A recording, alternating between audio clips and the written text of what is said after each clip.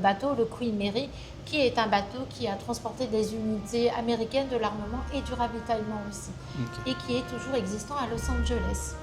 Donc vous avez des jumelles, une bouée, un casque, des chaussures, une petite sacoche. Et là, c'est les Allemands qui arrivent. Donc la première scénette, c'est les Américains qui sont en positionnement. Et vous avez ici, justement, une colonne montante d'Allemands.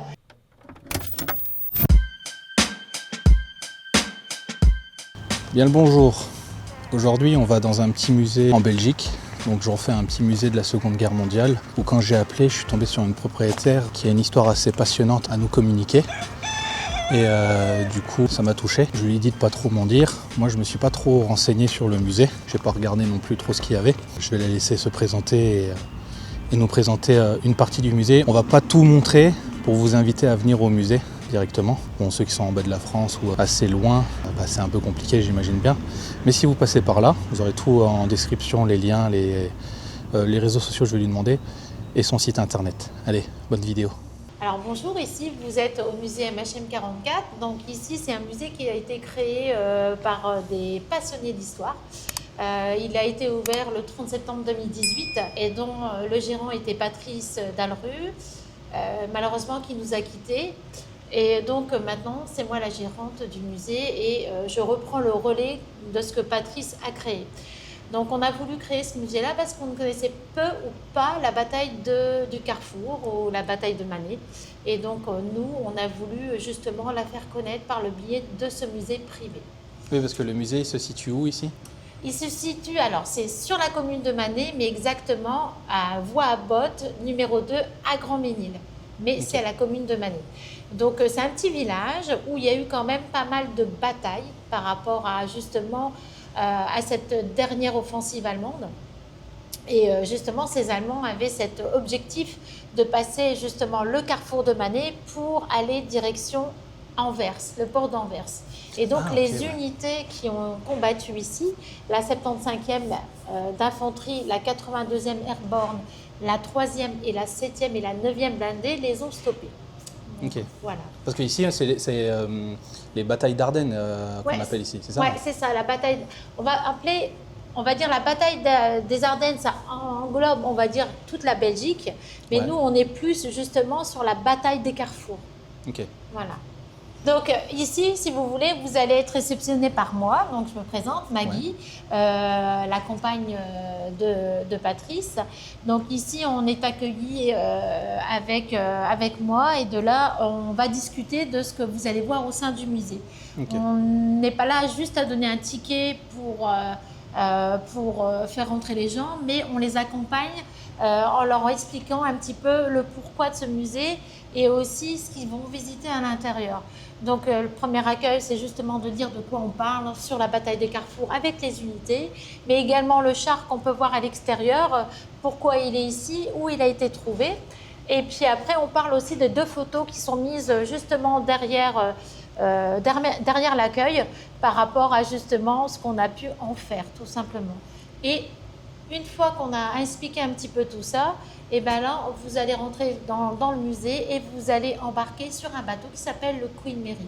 Parce qu'on n'a pas fait que de la collection, mais on a fait aussi des scénettes justement pour introduire aussi un petit peu le fait que il n'y a pas que de la collection, mais il y a aussi une vie à travers ceci. Quoi. Des scènes immersives alors, voilà, c'est ça, exactement. Compris, ouais. Mais qui sont authentiques par rapport au secteur qu'on a fait. Ok. Ou des moyens de transport, comme je vous ai dit, le bateau, le Queen Mary, qui est un bateau qui a transporté des unités américaines de l'armement et du ravitaillement aussi. Okay. Et qui est toujours existant à Los Angeles.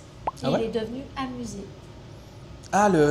Mais alors c'est assez drôle à dire, mais j'ai regardé une série qui s'appelle The Rookie et ils font une scène, je crois, sur ce fameux bateau qui est à Los Angeles. Tout à fait, exactement. Okay. Ah, ça c'est drôle. Donc vous voyez, on a pris vraiment des éléments d'histoire pour les introduire au sein du musée. Ok.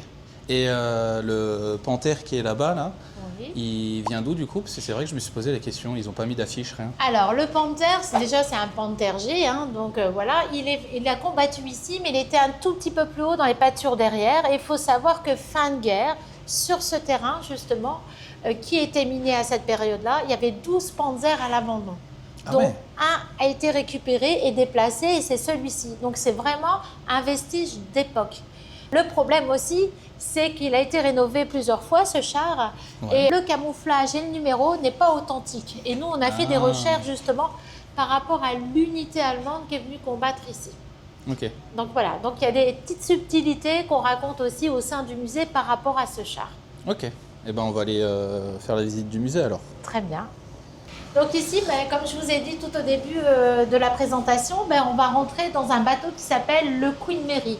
Donc on a voulu représenter à l'échelle 1 le bateau Queen Mary qui a été réquisitionné pour amener des troupes américaines, de l'armement et du ravitaillement. Je vous en prie.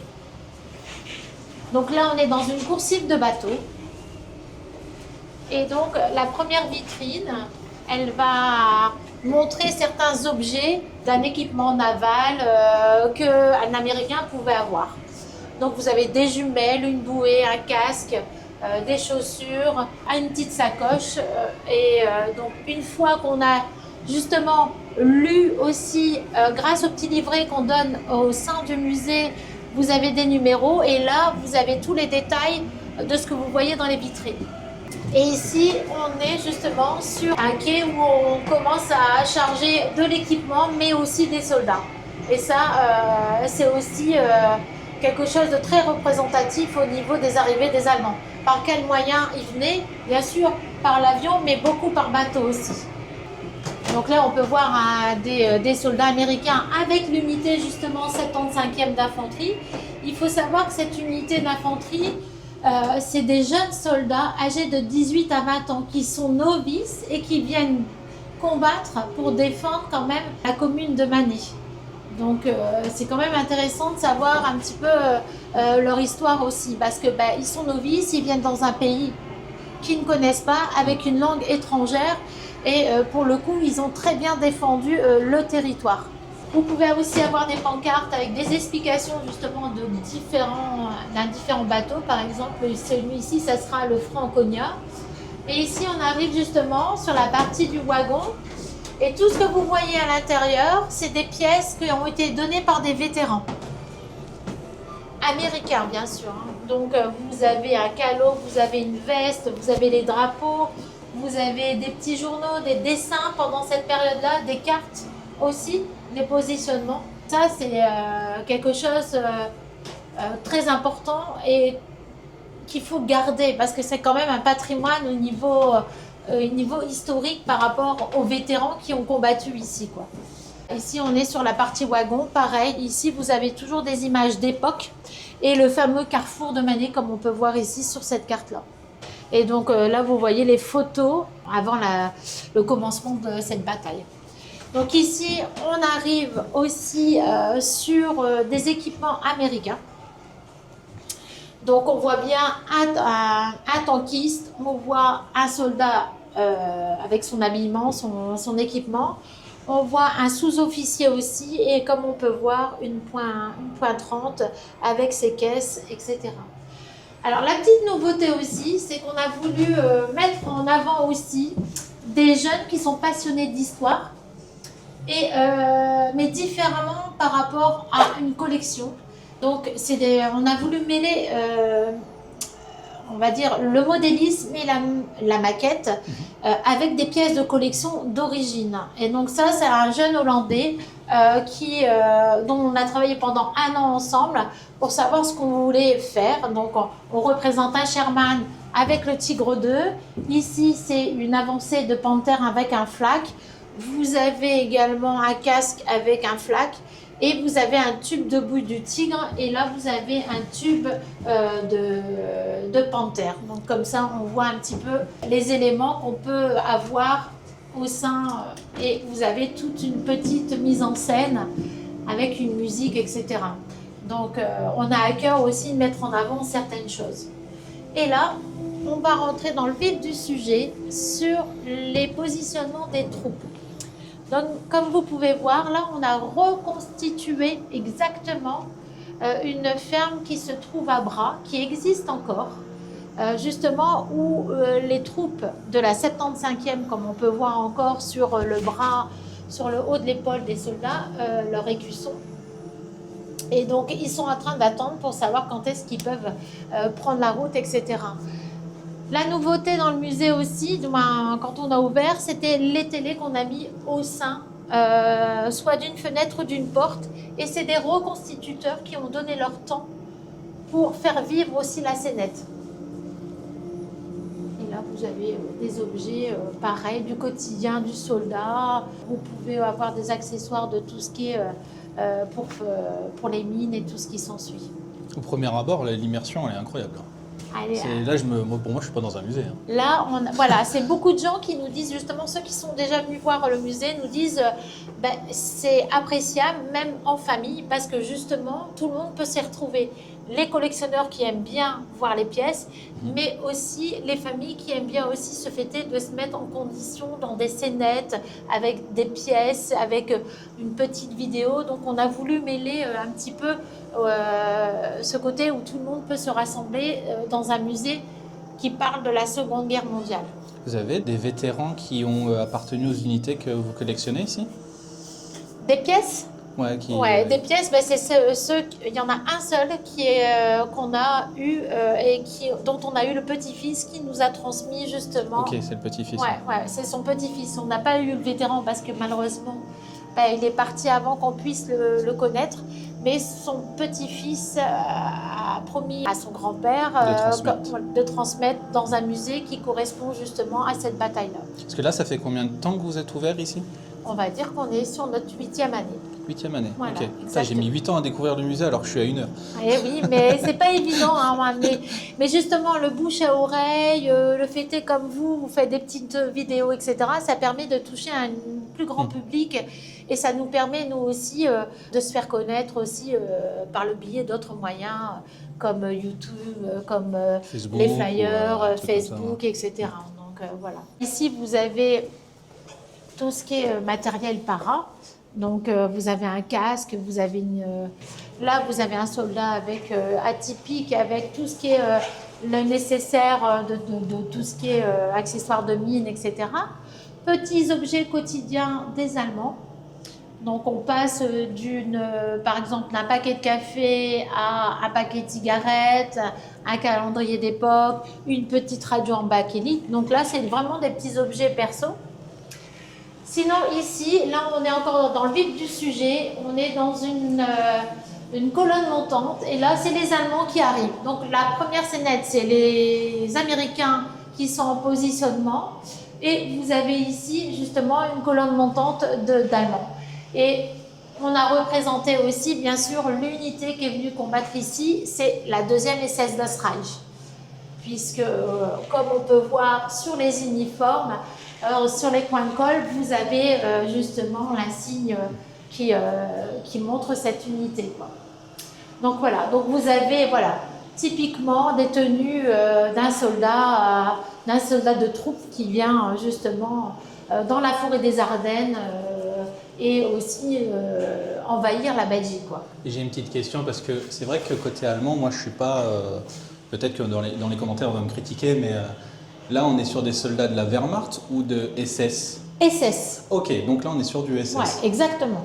Il faut savoir qu'en Belgique, il y a eu des unités SS, bien sûr, mais d'autres unités. Mais par exemple, il y a aussi une autre unité qu'on peut évoquer aussi, par exemple, qui se trouve plus du côté de la Glaise. C'est la première SS Das Reich. Okay. Et nous, on va parler de la 2e SS Das Reich. Malheureusement, la 2e SS Das Reich a fait quand même pas mal de dégâts. Et celle qui est venue ici, pour certaines personnes connaissent peut-être, c'est celle qui était à Oradour-sur-Glane, en France. Okay. Donc voilà. Mais comme quoi, même des unités qui ont écrasé beaucoup de pays, etc., ont eu une fin comme tout le monde, quoi, puisque nous, ici, ils n'ont pas pu avancer plus que le carrefour de Manet. Là, vous avez également justement une vitrine avec des effets du matériel authentique et original d'un soldat. Vous avez par exemple un soldat avec tous ses papiers, ses montres, ses décorations, puisqu'il a bien combattu ici, puisqu'on voit la médaille tankiste. On voit une baïonnette, on voit aussi une paire de bottes SS, parce qu'on voit justement la rune qui est dessus. Donc c'est pour ça qu'on veut faire aussi connaître comment peut-on reconnaître justement l'unité SS, par quel marquage ou par quel ainsi on peut les reconnaître. Pareil pour les tankistes. Et ici, on est sur justement la représentation des tankistes allemands. Totenkopf par exemple, ici avec la tête de mort qu'on voit. Vous avez des jerrycans, vous avez des caisses MG, vous avez des trommels, vous avez un bazooka avec justement son armement qui est ici. Un Panzerschreck, c'est ça? Ouais, vous avez des tenues qui sont différentes, comme on peut voir. Vous avez une tenue noire, pantalon et tailleur. Et ici, vous avez justement un uniforme camouflé et qui est différent par rapport à celui-ci aussi et qui sera différent par rapport à celui-ci. Alors ça, c'est typiquement des tenues de camouflage aussi. C'est des tenues qui vont se fondre dans la végétation. Et donc vous avez feuilles de chêne, vous avez petits pois, vous avez pas mal d'uniformes différents au niveau des Allemands. Ok. Vous avez des tenues soit avec des casques, ou soit avec des casquettes, ou soit avec des calots. Ici, vous avez justement la possibilité de voir aussi du matériel comme des paquets de cigarettes allemands d'époque, un masque à gaz, un casque Wehrmacht camouflé, des pattes d'épaule, une gamelle allemande par exemple. Donc voilà, vous avez aussi des boucles, pardon. Et là, vous avez des pattes d'épaule avec des couleurs différentes qui appartiennent justement à certaines unités, par exemple l'artillerie, où vous avez l'infanterie, etc. Et là, on parle, voilà, justement d'une scénette que j'aime bien aussi, qui est bien représentée. Vous avez tout ce qui est pilote américain et parachutiste. Donc, vous en avez un, vous avez une différence. Ici, vous avez un pantalon bleu et ça, c'est un pilote anglais. Donc, ils sont quand même venus ici. Et là, vous avez un parachute américain. Et pareil, ici, vous avez un pilote d'avion. Et pareil, vous avez des accessoires qui sont mélangés, là, pour le coup, allemands et américains. Les caisses, c'est des Allemands et vous avez aussi des accessoires américains aussi. Le drapeau, pareil, c'est un vrai drapeau authentique de cette époque-là par rapport au nombre d'étoiles. Ah ouais, ok. Ouais. C'est quoi, c'est un drapeau de bateau?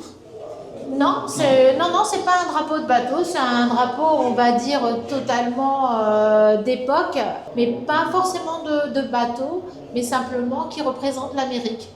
Et donc, il y a plusieurs modèles. Vous avez le grand modèle, vous avez des petits modèles et moyens modèles. Et ce qui est la différence des nouveaux drapeaux actuels, c'est le nombre d'étoiles qu'il n'y a pas. 51 étoiles? Ouais, c'est ça. Ouais, ça, hein. c'est ça, exactement. Et donc ici, on est sur aussi justement un mélange entre les Allemands et les Américains. Donc ce qui est bien, c'est quelque chose d'unique et il n'y a qu'une seule pièce au monde, c'est la valise d'Hasbrook qu'on a pu récupérer et le général Hasbrouck a commandé la 7e division pendant cette période-là. Et on le voit justement sur cette photo-là. Je ne vais pas tout vous dire, si vous avez l'occasion de venir lire un petit peu par rapport à son histoire, je vous laisse découvrir. Donc la valise, on le retrouve dans le bouquin qui s'appelle le Yanks, et donc c'est un bouquin qui a été créé dans ces périodes-là, et c'est avec des photos en noir et blanc, avec du matériel américain à l'intérieur. Et après, on passe ici dans une salle qui s'appelle le Trou du Loup. Alors le Trou du Loup, on a voulu le mettre en avant parce que justement, c'est une position d'unité américaine dans une partie de forêt qui se trouve pas loin d'ici. Et donc, on les a mis dans la condition où il y avait du froid, de la neige, de l'humidité. Et les Américains attendaient la montée des Allemands pour pouvoir les arrêter. Ça m'en met des frissons. Voilà, ah, exactement, frissons, tout à fait. Et justement, on a voulu mettre cette scène en avant parce que c'est quand même une position stratégique pour les Américains pour l'arrêt justement des troupes allemandes. Et il faut savoir qu'il y avait des tanks aussi, et grâce à un officier allemand, grâce à un tir de bazooka, il a pu arrêter à Panthère dans cette partie-là. Donc pareil, le lieu existe toujours, il y a une stèle par rapport à cet officier-là, à cet endroit-là, et les foxholes sont toujours apparents aussi. Donc on a vraiment voulu insister sur l'histoire locale et encore les lieux existants. Donc il faut savoir que ce musée-là, on a mis on est arrivé ici en 2017, on on a ouvert le 30 septembre 2018. Donc on a travaillé 7 jours sur 7. On est tous les deux français. Au départ, on était partis sur la Normandie, mais on n'a pas trouvé de terrain qui nous convenait et qu'on avait une collection qui pouvait être mise dans ce secteur.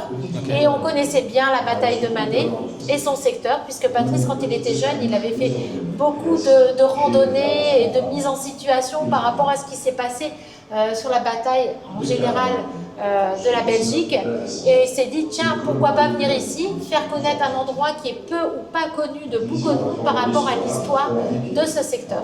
Okay. Voilà, donc là on arrive encore dans une scène où vous avez la projection de la vidéo, et ça c'est une vidéo qu'on a pu récupérer aux États-Unis, et c'est un soldat américain qui a pu filmer la bataille de Manet et ses environs.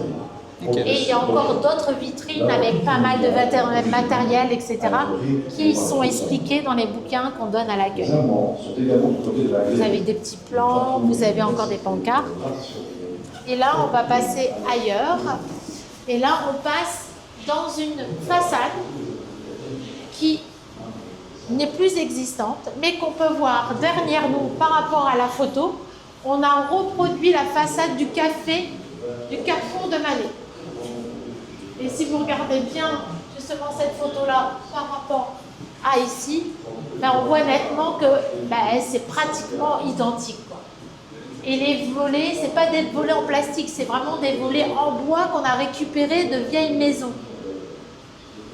Et ici, on est sur une façade aussi typiquement un peu plus travaillée sur le béton.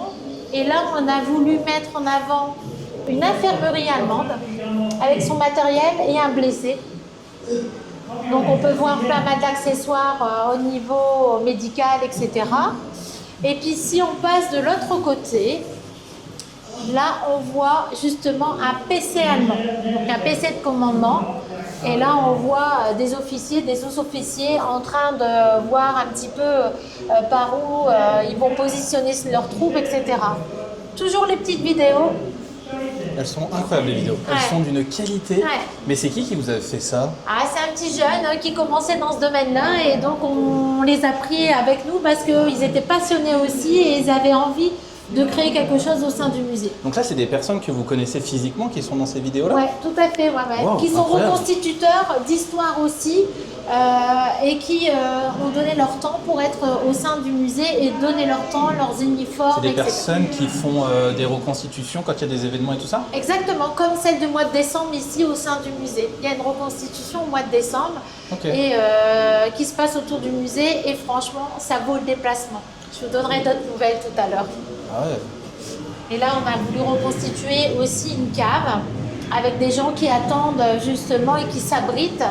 Et là, on arrive dans la dernière scène. C'est la scène de la libération avec une maison qui est toujours existante à Audaigne. Donc, on l'a refaite à l'échelle 1 et on voit les Américains capturer les Allemands, tout simplement. Et donc, vous avez là une tenue de montagne. Vous avez encore une tenue camouflée allemande. Et la dernière pièce qui vient d'être mise au sein du musée, c'est ce vélo qui est daté 43. Et vous avez toutes les informations sur un panneau qui se trouve dans le musée. Et donc pareil, on a voulu aussi les mettre en condition, c'est-à-dire à cette période-là, il y avait de la neige.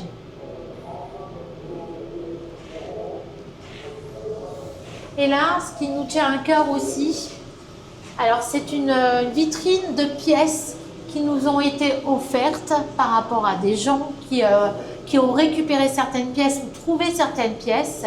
Et là, par exemple, on voit l'église d'Audaigne où il y a les soldats américains qui sont en train de faire la messe. Et à droite comme à gauche, vous avez Sainte-Thérèse et Saint-Antoine.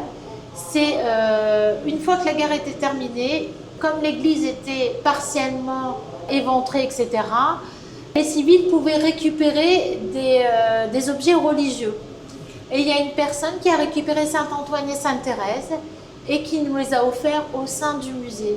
Et quand on regarde Saint-Antoine au niveau de la tête, il y a une balle qui est passée ici et elle sort au niveau de la joue. Et Sainte-Thérèse, on la voit comme sous la photo. On la voit sur son socle là-bas, au niveau de l'église, on l'a récupérée ici. Donc on a vraiment joué ce jeu aussi de respecter la mémoire des personnes qui ont vécu cette période-là, qui nous ont offert des objets qu'on a mis au sein du musée. Et là, c'est encore des objets de pionniers, comme on peut voir. Une hache, une pince, une pioche, une scie. Et tous ces objets-là, il faut savoir que tous les objets qu'on peut voir au sein du musée, ça a été 44 ans de collection qui ont été récupérés partout dans le monde, que ce soit aux États-Unis, en Belgique, en Allemagne, en Hollande, dans les pays de l'Est, en France, etc. Il faut savoir qu'une collection, ça ne se fait pas du jour au lendemain. Ah bah non, ouais. Et on a mis plus de 40 ans pour pouvoir amasser et pour pouvoir proposer justement ce musée avec des objets authentiques et originaux. Il y a beaucoup de personnes qui gardent encore des objets. Hein. Exactement. Je connais des personnes qui n'ont pas de musée, qui n'ont pas de contact avec le musée et qui ont chez eux des collections vraiment incroyables. C'est même pas en collection, c'est caché dans une grange ou oh bah ça traîne là. Ouais, c'est tout à fait. Même beaucoup de véhicules aussi.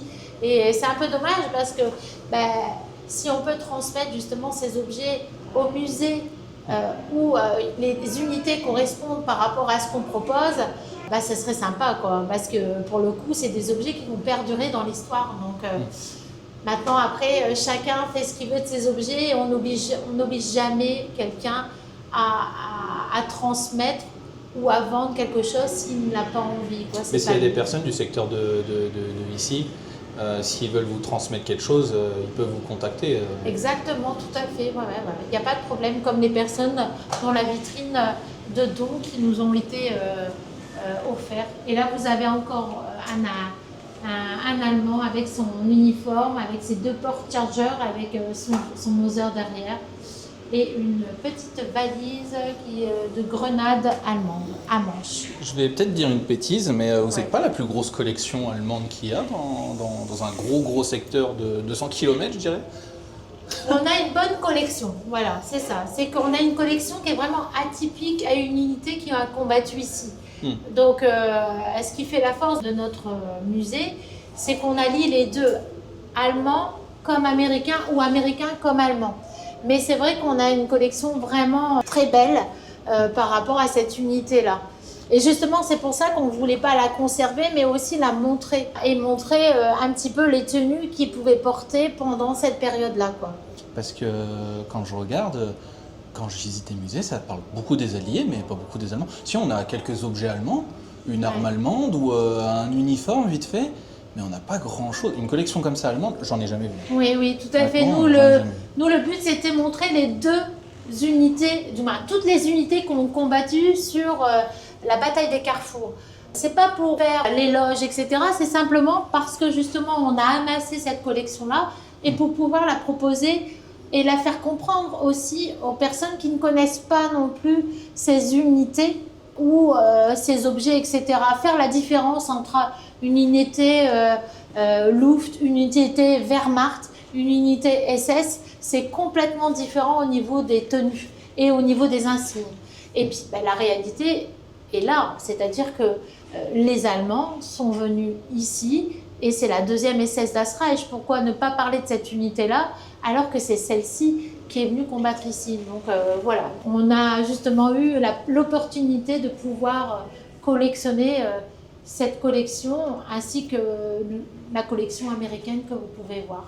Et ici, vous avez aussi toute une partie médicale avec divers pansements et leur boîte d'origine au niveau unité médicale, US Army médicale. Okay. Et voilà, là vous arrivez à la fin du musée.